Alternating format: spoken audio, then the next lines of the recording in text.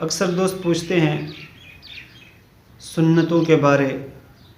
سنتیں دو قسم کی ہیں، ایک مؤکدہ اور دوسری غیر مؤکدہ. تو مؤکدہ سنتیں کیسی پڑھنی چاہیے اور غیر مؤکدہ سنتیں کیسی پڑھنی چاہیے، اور مؤکدہ سنتیں کون سی ہیں، غیر مؤکدہ کون سی ہیں.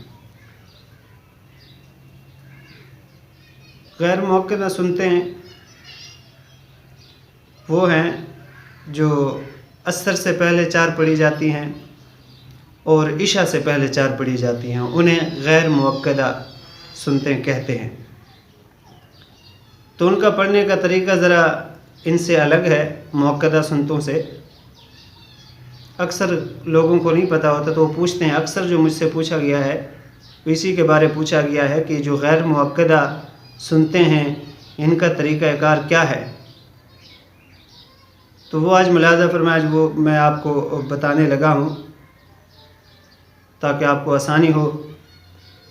وہ ایسے کہ غیر مؤکدہ جو سنتے ہیں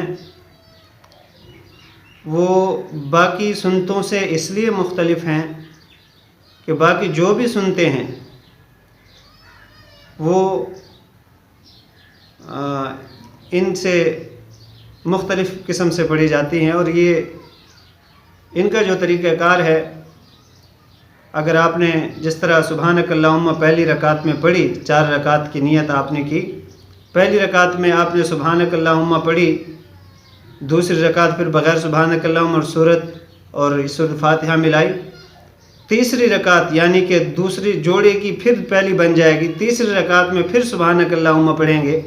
یہ غیر مؤکدہ سنتوں کی بات کر رہا ہوں.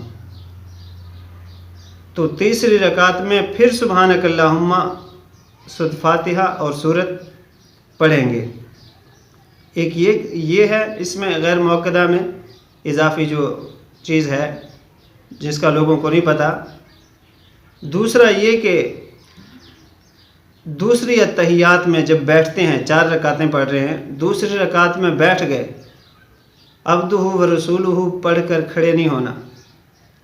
عبدہ و رسولہ کے بعد درود شریف پڑھیں، درود شریف کے بعد دعا ہے، دعا پڑھے، اس کے بعد کھڑے ہو جائیں. اور اگر کسی نے نہ بھی پڑھی، یہ ویسے سنت طریقہ جو ہے میں بتا رہا ہوں، کوئی اگر نہیں بھی پڑھتا، عبدہ و رسولہ نے پڑھی اور کھڑے ہو گئے، تب بھی سنتیں ادا ہو جائے گی. دوسری بات، اگر کسی نے اس طرح پوری پڑھ لی تو بہتر یہ ہے، غیر مؤکدہ سنتوں کے لیے بہتر یہ ہے کہ وہ یہ طریقہ کار ہے وہ پڑھنے کا.